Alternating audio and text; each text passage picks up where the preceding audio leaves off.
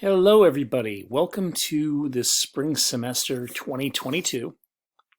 This course is WebD 191. It's called Professional Practices, and it is going to be a portfolio course mainly for students in the associates track, but I do get a lot of students taking this who are not only from the certificate or the foundation certificate, but also students from other majors, in fact. Even graphic design majors will occasionally come in here.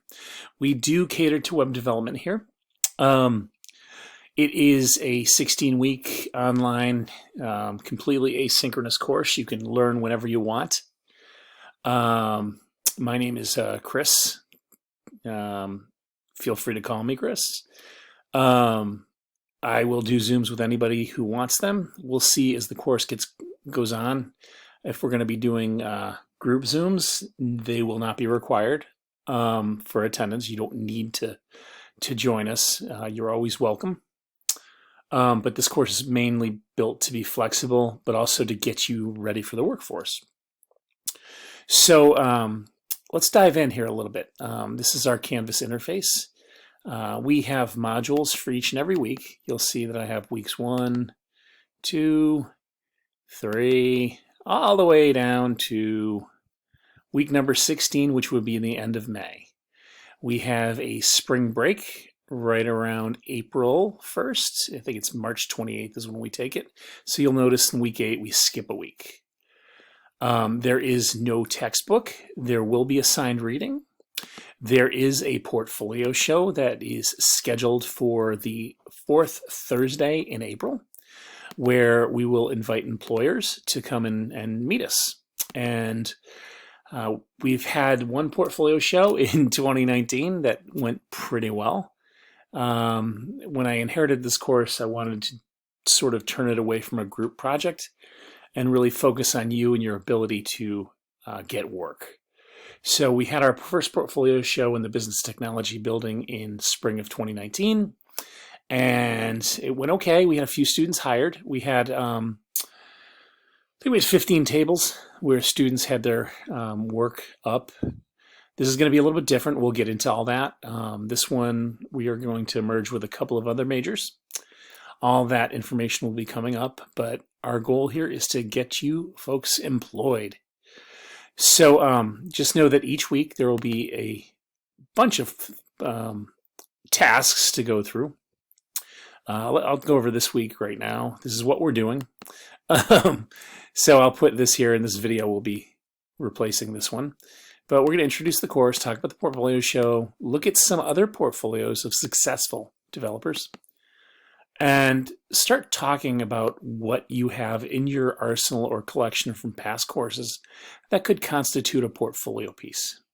That's important. I get a lot of students who maybe are underconfident. They come into this course thinking, well, I've taken a few web courses, but I only have a couple of pieces, or some will even say that they have no pieces at all. And what I want to do is kind of focus our teaching on what constitutes a portfolio piece and how we can take things and make you sellable. That's going to be a rather large undertaking, so I am going to ask that you check each and every element in each of the modules. Also, each week I will give you an interview question. Now, I've been teaching web development for about 20 years now. This is 19 and a half right now. And one of the things that I've been doing is kind of keeping in touch with some of the students who are out in the workforce.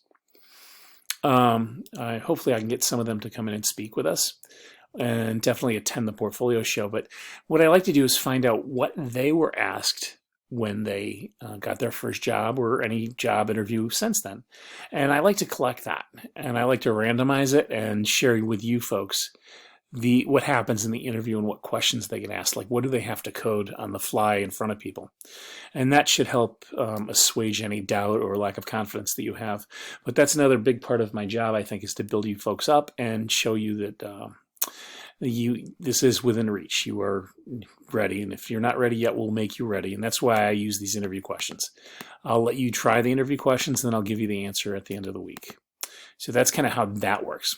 Let me just go to the syllabus real quick. The syllabus is right here. It's a detailed, it's like an overlay that pops up in Canvas. But one thing I want to show you is the office hours right now. I'm just going to hold Zoom meetings. I've done group Zooms in this course, and it was fun, but it shouldn't be fun. It should be more productive.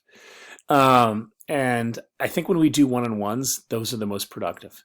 So what will happen is we're definitely going to have a required one-on-one around week 4, where we sit down and look at everything you have, and we kind of talk about how we're going to, the angle of attack for getting you work. That's an important thing.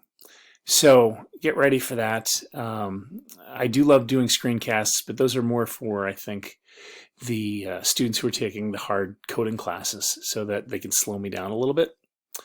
If you want a screencast of anything, just let me know. I do like them because I can reuse them. And they allow you to pause me and really look at what's happening with the code. So you'll be building a portfolio site in this course. This is going to be a little bit different. You don't have to design it all by yourself. I'm allowing templates. I'm allowing whatever it takes to get you folks sellable professionally. Okay, and of course we'll be discussing this throughout this semester. But you do not have to hand code the whole thing. You don't have to refrain from using templates. It is very common for developers to use templates or themes for their websites. That's an important thing. There will be a homework each and every week. I will say that, and all those homeworks will be intended to build toward your portfolio. So, like the first probably 12 assignments will be based around your portfolio website. Then when we get to the last few weeks, we'll be doing things like getting your print book, getting you a business card, maybe getting you signed up with LinkedIn, all that kind of stuff. So the last day to drop is February 11th. The last day to withdraw is April 15th. There isn't a no pass option. It doesn't exist. And the refund deadline is also February 11th. Now, as we scroll through, I have just the schedule here with the sessions. So we're going to be looking at some things that maybe our major has not had the time to teach, like managerial techniques, because that's a common question in development. We're going to be looking at subversion. We're going to be looking at the other stacks other than LAMP stack. We'll be getting our work together, working on making potentially asynchronous projects that you have, non-asynchronous projects, making them asynchronous. And I will hold your hand on that. Now, week 7 through 10 is about spotting gaps in our portfolios. So we're going to do 2 sections, Web Technology 1, Web 2, Mobile 1, and Mobile 2, because we want to make it very flexible, that you have a good responsive attack, and you have a lot of good responsive portfolio pieces. Session 11 will be doing case studies. Session 12 will be interviewing techniques, and this is where the portfolio show will happen between weeks 12 and 13. Then we'll be talking about branding, getting a little SEO for your portfolio site, working on social media, and then everything is finally due at the end.